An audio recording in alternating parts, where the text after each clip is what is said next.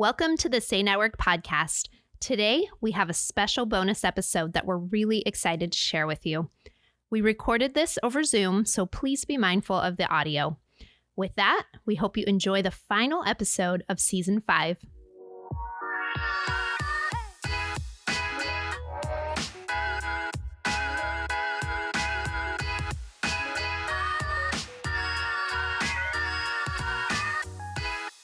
Welcome to the Saynetwork podcast. I'm Megan Villalpando, and I'm here with Jim Sparks. Hello. And in today's episode, we are sitting down with young adults from around our territory to learn more about what they think about leadership, the church, youth ministry, and what the Salvation Army is getting right in these areas. One thing that kind of brings this group of young adults together is that they are mostly all part of the Gen Z generation. We have 3 people on our panel today from Gen Z and one person who actually falls in the Zillennial generation. You may have heard of Gen Z, but for anyone who might not be familiar, Gen Z refers to those who were born between 1997 and 2012 and are between the ages of about 6 to 24 years old. And then Zillennials are the generation between Gen Z and Millennials, which they were born in 1993 to 1998. So this is really interesting to me because from a youth ministry perspective, these generations, particularly Gen Z, now occupies all of our youth ministry programs. You'll find that Gen Z is the primary demographic in our core youth programs, everything from troops to Corps cadets, to our summer camp ministry, our teen ministries, our young adult ministries, Service Corps, Rev High, and even our summer camp staff is primarily occupied by Gen Z and Zillennials at this point. So Jim, I don't know about you, but this makes me feel a little old.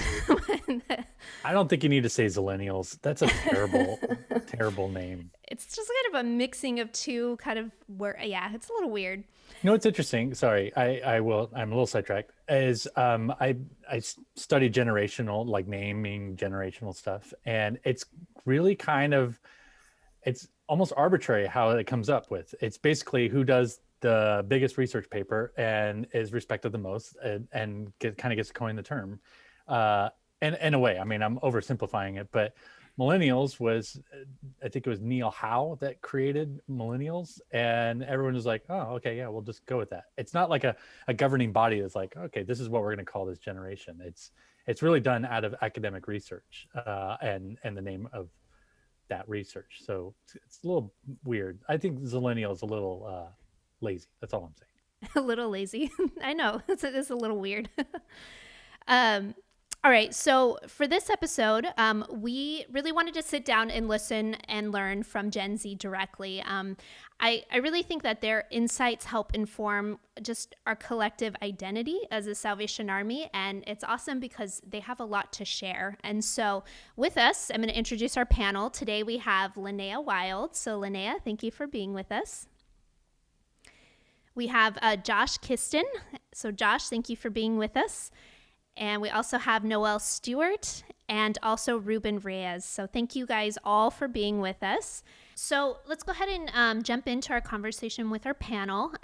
So to help our audience kind of get to know each of you guys on our panel a little bit better, can each of you tell us maybe where you're from, what type of involvement you have in your Corps? I know it's kind of weird right now with the pandemic, but maybe you can even talk about what kind of involvement you had prior to the pandemic. And then maybe one thing that you enjoy doing on your free time. So Lanayah, you want to go first? Yeah, so I go to the Santa Clara Corps, and my involvement there is worship leading, so I enjoy that. And on my free time, I love to be outdoors, especially if there's nice weather. I think it's definitely because of like the whole Zoom university situation. It's really like amplified my love for the outdoors even that much more. So that's definitely something I like to do on my spare time. Josh, how about you? Yeah, I'm from Tustin Ranch, Salvation Army Corps. In my spare time, I like to drive. I like to play music. I play drums at the Corps here. And I like the beach. So if I'm not doing all three of those things at the same time, I'm at one or the other place. And Ruben, how about you? So right now I'm at the LA Central Core slash Red Shield because like that's kind of we just merged as a unit. So that place is amazing. Pretty much I take care of like any media needs, like taking pictures, taking videos. We just did our spring VBS, so we're like I was just doing recap videos at the end of like each day. And so like I also teach beginning like guitar and like piano. So and they also have a mariachi program that we have right there. And so I also participate in worship, leading worship, and just like yeah. And I think my one thing that I like to do for fun would be hiking, and definitely I love to drive as well. So it's like I like to drive out far and just find a pretty dope spot, catch the sunset. But yeah. And Noelle? Yeah, so I'm from the Torrance area, but pre-COVID, I would go to Pasadena Tabernacle. And when I was there, before I like moved here, I was part of the worship team, songsters, and the band.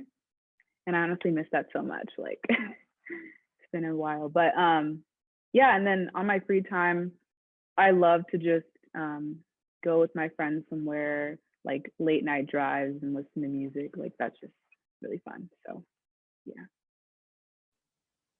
Wow, everyone driving. I love it. And I look back, I was like, I used to like to drive like that too. It's kind of cool. Let's talk leadership. And so when it comes to leaders in your life and in your core, what makes a good leader? And can you think of a leader in your core or in the Salvation Army who exhibits these qualities? All right. So the question is, when it comes to leaders in your life, in your core, what makes a good leader? And maybe you could identify someone that exhibits those behaviors. Let's start with Josh. Well, I think for me, a good leader needs to be honest and authentic. I think, you know, I look after the young adults ministry at Tustin Ranch and around the county. And the biggest thing that the young adults will say to me is that they notice when someone's being fake. So I think if you're a leader at a core, I think just being friendly, real, and personable, you know, even when you're preaching on the platform, it doesn't need to be like serious all the time. I think we enjoy like listening to your stories and your life and just being you. I definitely like goofy leaders. I think it's great to have them break that serious leader character and just become a friend. And I like a servant leader. I think someone that serves alongside you and with you in leadership is someone that I'm like, all right, I'll get behind anything that this leader wants me to do because they're willing to roll up the sleeves and do it with them, do it with me. And some leaders that I really look up to was we had a homeless services chaplain here named Jim Bogosian, and him and I were very, very close. He was a phenomenal man, just a man of God that really did it all. He put his 100% in, and you know what? He was much older than me, and he would come to me with conversation about, hey, like I'm thinking about doing this. What are your thoughts? And he was very open to listen to me. And despite the age difference, we were friends, and he respected me. You know, like 70 and 20, it's a big age gap. But yeah, he was someone that I really looked up to, and some other people that are big leaders that I love is William and Catherine Booth. I think they are the coolest evangelistic church leaders that I've seen, not obviously seen, but you know, read about and looked at. I think they're phenomenal. Yeah. Very cool. And yeah, Jim, good dude. Noelle. Yes. So I think what I like, or in a good leader, I find it to be important for them to be emotionally healthy, because that could make a big impact on the whole organization or just them in particular. So like just making sure that they know when to slow down when things get really crazy or hectic, and just know when it's good to just spend that time with God. Because I know for me, when I am in charge of something on campus or have a big responsibility to do, I know that if I get burnt out, I literally have nothing left to offer. And so I think that's really important as a leader to make sure that there is a limit, like to know that there's a limit.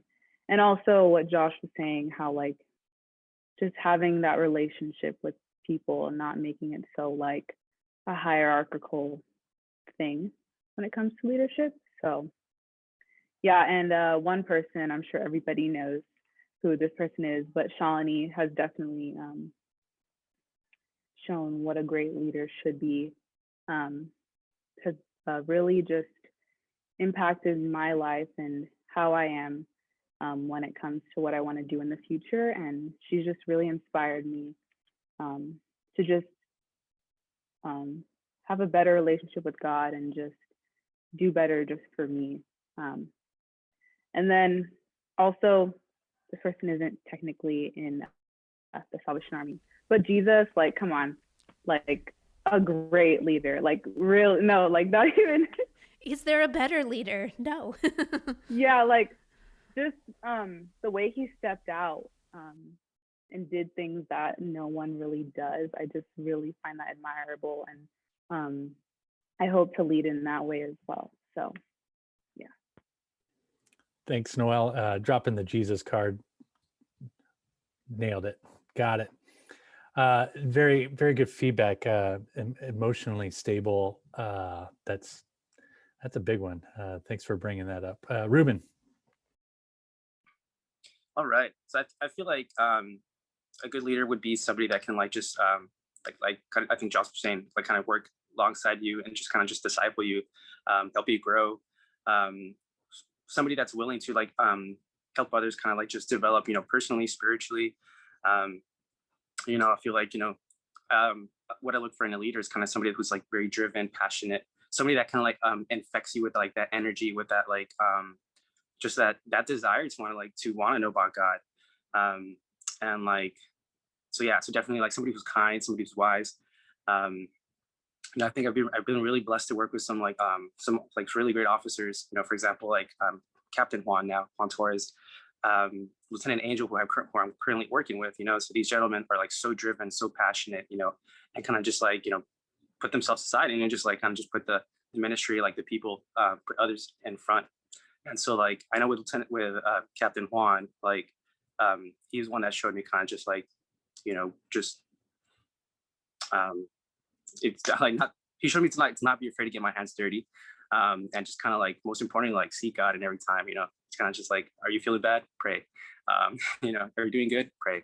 And so like, yeah, I mean, like these guys have really helped me out, just kind of just like inspire me as well, So, I feel like somebody who we can look up to and just kind of like see as somebody that, I mean, unlike like all of us, nobody's perfect. No, we all have like those kind of like was it when we fall short? And so like, I think if they've like learned, they've helped me to understand, just like accept that, just like at the end of the day, just kind of take it as it goes, and then like just start again the fresh day, start again the next day. Yeah, great. Thanks, Ruben. Appreciate it. Lanayah. Yeah, I definitely appreciate everyone's feedback, because I definitely agree with a lot of what was said.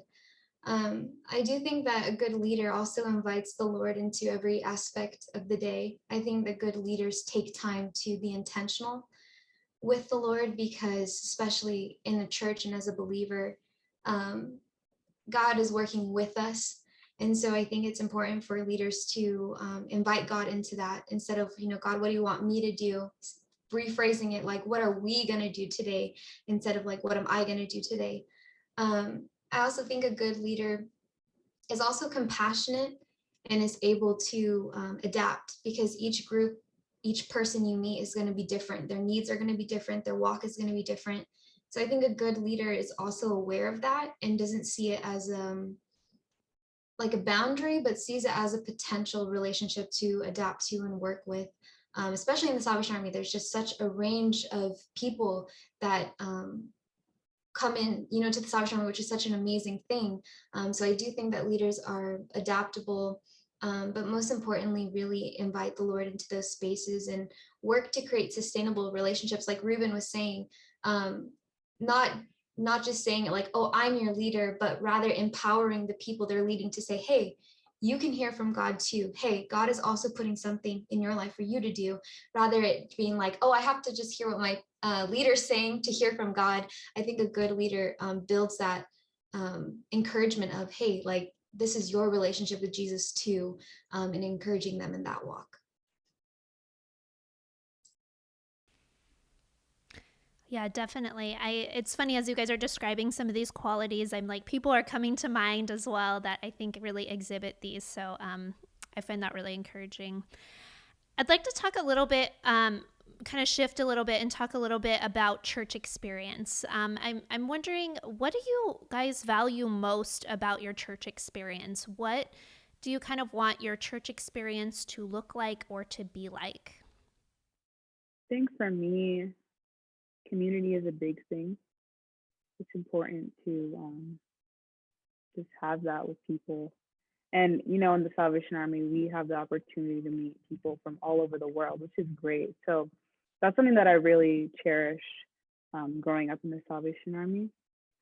And then also just making sure everyone feels included in any event that goes on, or making sure everyone is having a good time, whether that's like summer camps or just in the congregation as well, making them feel heard. Something that I like about church experience. Ruben, how about you? For sure, I like that, Noelle, you talked about like kind of like feeling included, and pretty much like yeah. So I feel like that's something I value about church. Just like being able to come in and just know that I feel welcome to begin with, like as soon as you come in, and then again just not feel out of place, like not feel like you're a bystander. I know for sure something I value about church is like just having a place where I can come and worship, and just like kind of just most importantly the fellowship. It's another thing that Noelle mentioned. Definitely just like group, like at the end of the week, we just come in, and at least for me that's something I always look forward to. Just like I feel like I had closer friends at church, so I was like I would always look forward to catch up with them and just kind of like just like and I was always like participating in the worship team, so it's like another thing that I really enjoyed about church, and my experience with kind of like going through church. So what is it? I'll end right there. How about for you, Lanayah? I would say definitely community and being known, like when you go, like known for who you are versus like what you can contribute to the church, I think is something that is really important in the church experience. And I would say just having like real rapport with others and real conversations.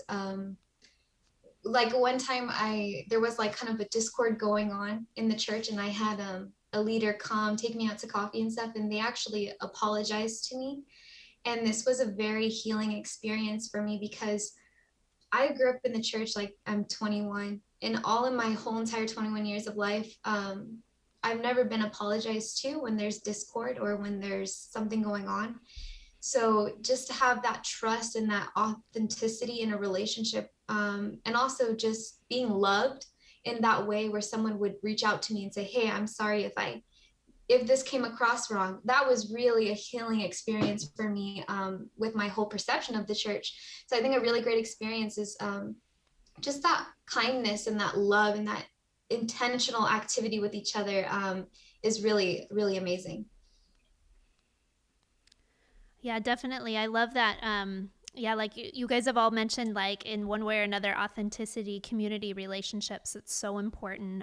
Josh, did you have any thoughts as well on this? Yeah, like I loved everything that was said, and I think it's crucial. And I think church experience is so broad and so deep.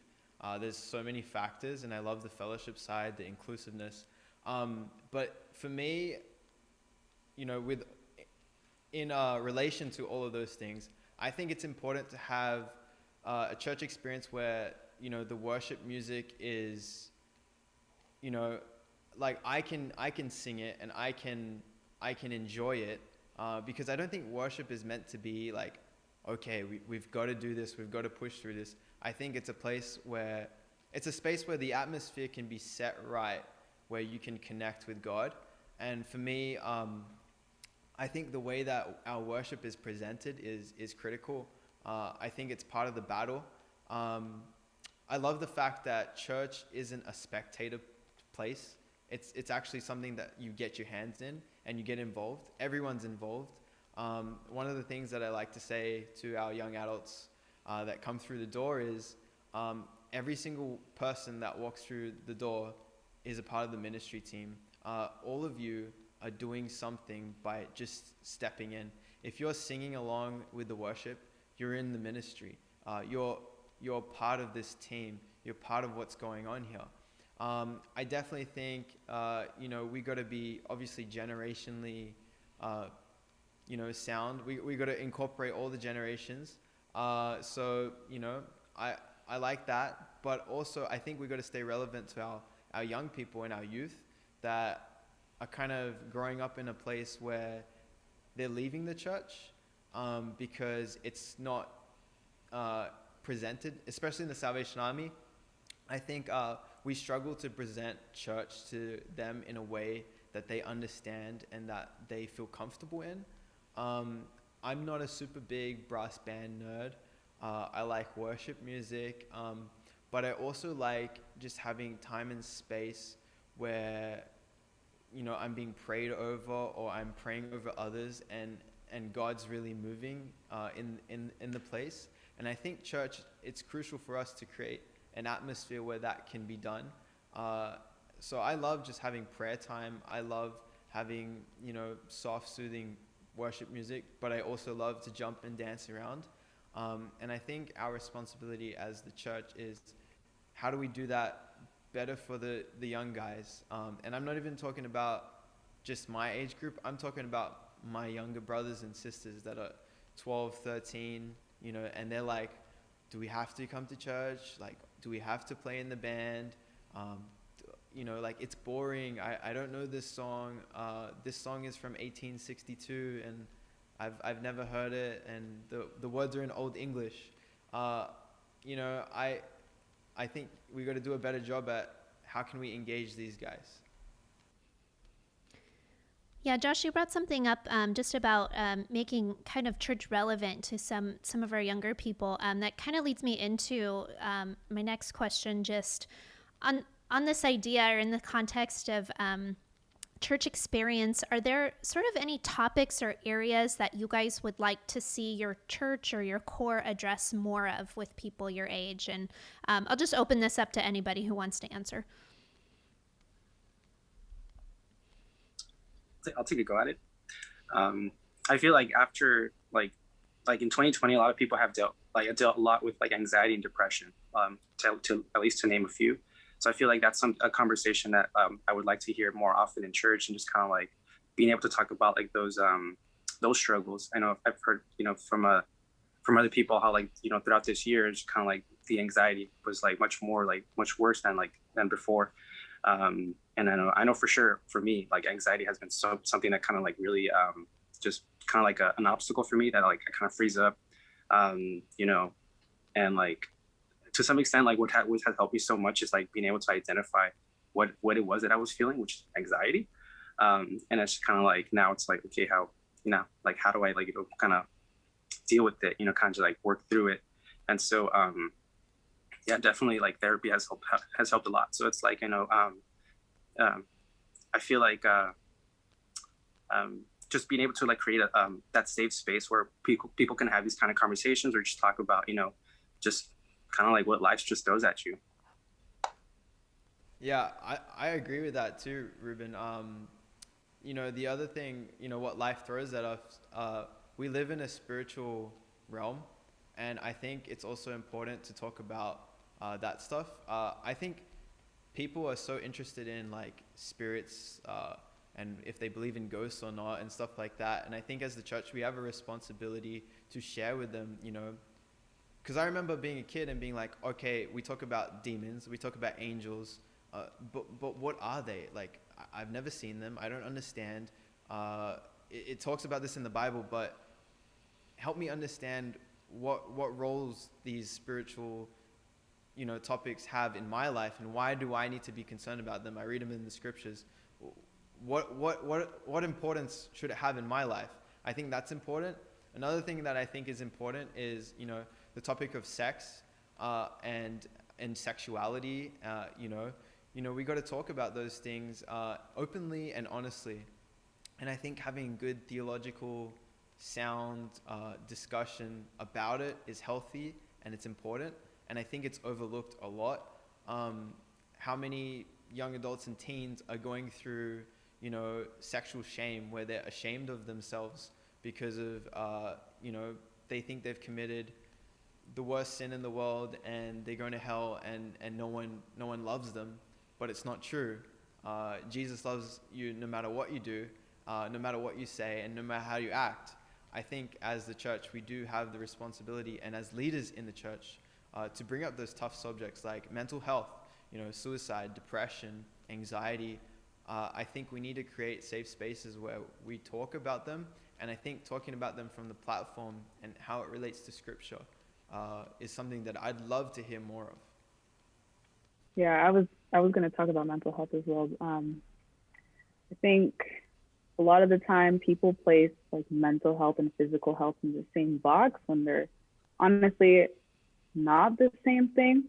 People need to focus a lot more on mental health, because I know for me, I've just experienced times where I was feeling depressed or really anxious, and the responses that I would get from people in the church would just be like, just pray about it, like it's fine. But I don't know, I feel like we need to normalize just going beyond that, because prayer does work. We know that prayer works, but also finding counsel in that as well, not just relying only on those quick phrases that we always hear, just like, get over it, you'll get over it eventually. Then also just topics on things that have been going on in the past year, like COVID and having to go to school, continuing to do all of that. Like, that's a lot on our mental health, and just processing all of that. And then even with like political unrest and like racial injustice, I feel like for me, it was kind of discouraging to not really hear too much about what was going on. And I know that can be very like a very hard topic to talk about in the church, because a lot of people are like, no, like we forbid that, like no. But I think it's also okay to have those uncomfortable conversations, because we can learn so much from people who are actually hurting, like Black leaders in the Army who are hurting and don't really have a voice, or Latino leaders as well. Just getting the perspectives from different people is a great thing that I think will contribute to the church. So, yeah. I would just like to add one more thing. I know that Josh mentioned like being, I think you said theologically sound or something like that. I don't want to twist your words, but I also agree that I think one thing that's really important in the church is to be biblically sound and to teach people how to read the Bible, to teach people, I mean, because it's so easy to twist the gospel or twist scripture to match your agenda.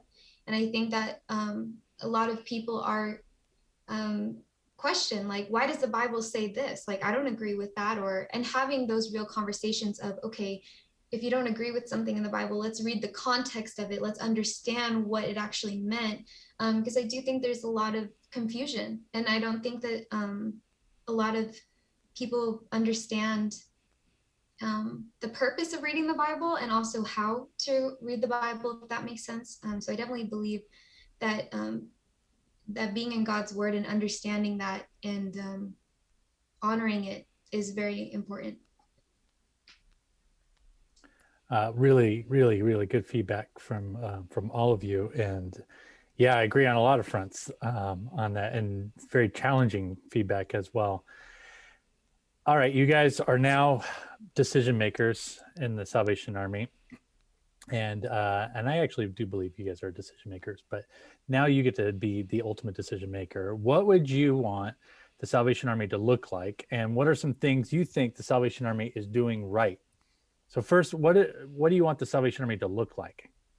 I think just diverse all around when it comes to music, when it comes to the people, and just not being so caught up with certain expectations, like the uniform.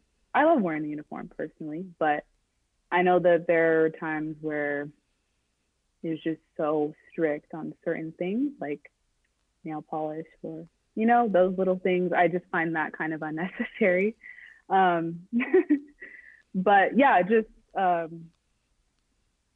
that I think little things like that can change. It doesn't have to be too serious because God just wants us to come as we are. It's not that big of a deal if you don't show up in your uniform one Sunday, So yeah, diversity, and then just little expectations that we have that are held within the tradition. Strong. Someone else. What does the Salvation Army look like to you? I totally agree with what Noelle is saying. Yeah, I think we definitely have to have some times where we just like strip it right back. I love what Maverick City and Elevation are doing at the moment, where they're just like getting in a room and just, it's multi-ethnic, people from different cultures, different backgrounds, just praising the Lord. I think as a Salvation Army as well, why I want to talk about Maverick City and Elevation and what some of these groups are doing is we have such a rich musical background, and I feel really strongly about us creating new songs and just singing about about Jesus, about the King, and about what we're going through in life, and bringing worship to the Father. I think there are so many of us in the army, and I know just from knowing Noelle and Lanayah, they're two amazing musicians and vocalists that could definitely write some incredible songs that are cutting edge and fresh, and I'm sure God is speaking to them in the daily, and I'd love to see that, and I'd love to see a church that is just on fire for Jesus with various people. With our homeless shelter opening up here, I just had like a vision for like a community of people, regardless of who you are. Our homeless shelter is in Anaheim, but just everyone around that community coming in. It doesn't matter if you're homeless or not, just coming in and worshiping with one another and creating that community, and just praising God and loving one another, and seeing people healed, seeing people freed from demonic hold, seeing people freed from addiction, watching chains be broken, watching just guilt and shame just fall off. I think that's something that I am so excited to happen, because I do truly believe that revival is in the air and it's about to come down on the church. I don't care if it's, the Salvation Army or whatever. I think as the body of Christ, as the bride, it's about to come down on the church, and I think the Salvation Army has such an opportunity to be on top and cutting edge. Like we do what no other church does with our outreach, and I know we're going to talk about that in the next topic, but it's phenomenal what we do, and we do have an opportunity to bring that all together under the name of Jesus. That's exactly what I would like to see in Salvation Army, to be honest. And just kind of like just being more open to kind of just like just to leave space for that to happen, you know. And that's like sometimes when we're kind of like focused on like limited on like a time limit, you know, I feel like that kind of just can sometimes just kind of like stop things, you know. I've like and where, you know, I really appreciate Lieutenant Angel's approach with just how the service should be going. It's just like you know, regardless, we could have like a 3-hour service, but it's just like, is it effective? You know, like, is somebody gonna be saved? You know, or are we just like kind of just coming just to like just because we're used to, and like at least I was used to like a very long service. So it's like it's a little relieving to be shorter, you know. So it's like so it's that's something that I would like to see, you know. It's a little more like just of that engagement with the Holy Spirit, you know. And so like I definitely with you on that, Josh. Like I feel like we're like right in the beginning of like a revival. So it's like you know, just God is making himself known. So it's like yeah. And then also I think I would lose the uniform if I could make that decision. But at the same time, I also appreciate the uniform. You know, at least I was taught, and I kind of like learned to just be proud of wearing the uniform, kind of like because of what it means, right? But at the same time, you know, I feel like there should be kind of like that freedom to not have to wear it. But yeah. Man, 3-hour services sound pretty long, but you know, when TD Jakes is preaching for 2 hours, I'm fully engaged. So if it's good quality, I'm all for it. Come on, you know, if the Spirit's moving, I'm not gonna stop it. That's good. What is the Salvation Army doing right? So I really like the fact that there's so many programs being offered, you know, especially throughout, in 2020. Like you know, there's a bunch of like just content being produced by the youth department, just like the efforts that we were doing. So it's like I feel like we just have to kind of like focus on our efforts to try to like just mobilize and evangelize. But I mean, I really like the availability of resources, and like the just like I know that there's like something I can reach out to go to join like either like a Bible study, listen to worship, or just the gatherings that we have with young adults.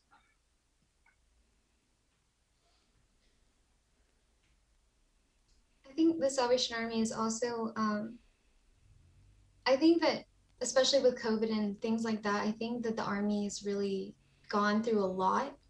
And a lot of officers have gone through a lot. People who work for the Army have gone through a lot. And I really think that the Salvation Army, what they're doing right is that we are relying on God. And I really think that through this season of just chaos and just so much change, I think that the Army is really, really, not to say that they ever lost sight of the mission. I'm not saying that at all. But what I mean is that I really feel that the Salvation Army is doing a great job at inviting God into these conversations, having conversations, and also putting it into action. Because you can have all these great conversations, but unless there's action with that, it's kind of pointless. So I think the Army is doing a great job at taking action the Army does so much, so it's kind of hard to answer that question just specifically, but definitely I think the Army is definitely doing a good job at just being obedient. I think at being obedient. Good stuff. Anyone else? Yeah, I love what the Army does with like social services, and I think like we really hit it off. You know, we have homeless shelters, we have food programs, we have safe homes for victims of sex trafficking, we have counselors, we have, you know, just such a huge, like, and you think about not just the Salvation Army in America or in my corner of California, but of the Salvation Army across the globe. I mean, like, we have hospitals in India, we have programs in the Philippines, we have music classes, we have scripture, we have schools, we have just such a wide variety. Like, we really are the church in action. And I think, you know, if we continue to progress and continue to, you know, reach out to young adults and teens, I think that's where we're struggling a little bit. And I think the entire church across the world is struggling with youth, teens, and young adults. But, you know, we are just like hitting the money when it comes to all those social programs and really spreading the good work of the church through the Salvation Army. We're doing a fantastic job. Yeah, thanks. I agree. Just also like just the outreach, whether that's local or global, done a great job with that. And even just growing up and seeing how people came to Christ just by going to camp, summer camps, or going to the weekly programs that we have at church. Just those little things that we have going on, or even youth events, divisional events. I think those things, and having that community that we talked about earlier, right? Just continuing that in the Salvation Army is just so great. And I think that's what's making things keep going in the Salvation Army. Yeah, exciting stuff. Thanks. Megan. All right. Well, we have one more question for each member of our panel. But before I get there, I just want to say thank you to each of you just for just taking the time to be vulnerable, to share, to be transparent. It's important for us to hear from you, and we want to hear from you guys more. And I don't know about you, Jim, but I definitely want to think of more ways that we can incorporate hearing from you guys more often into things that we're doing. And so I think this is a great start. And once again, I just want to say thank you guys for taking time out. We've got one more question.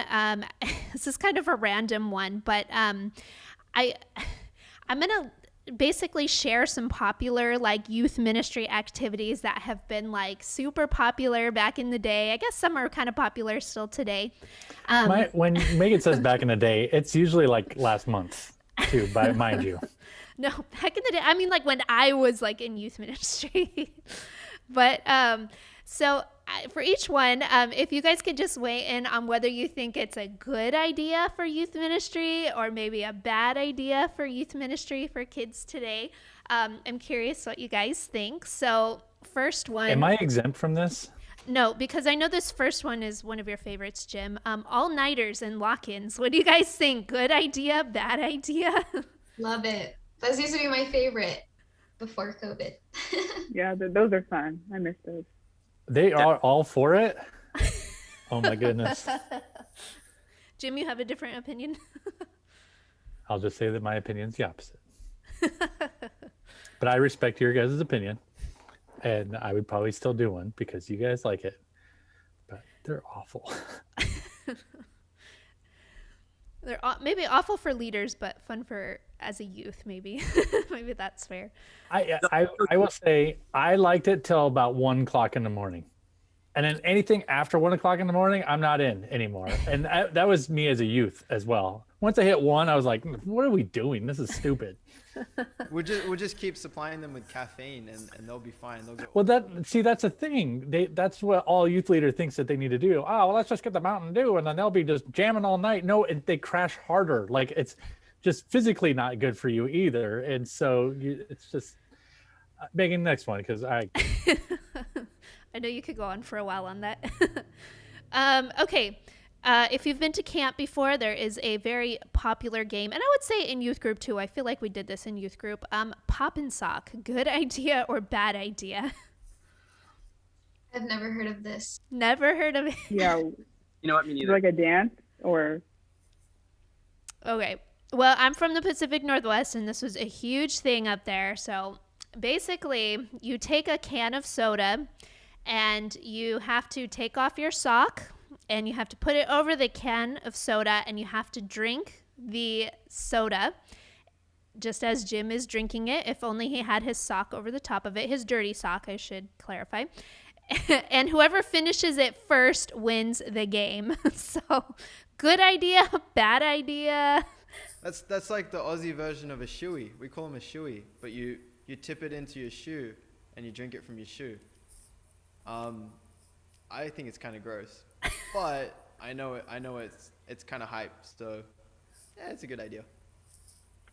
Yeah, as long as I'm not doing it, I think it's entertaining for everybody, I guess, even though that's not sanitary, but hey, it's fun. It's fun.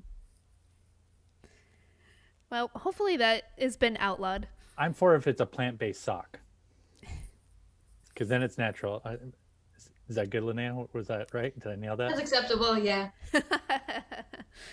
All right, next one, purity rings. This was really big. Kind of not so much when I was young, but like right after me, I feel like that was like a really big thing. I can't imagine any of them know what a purity ring is.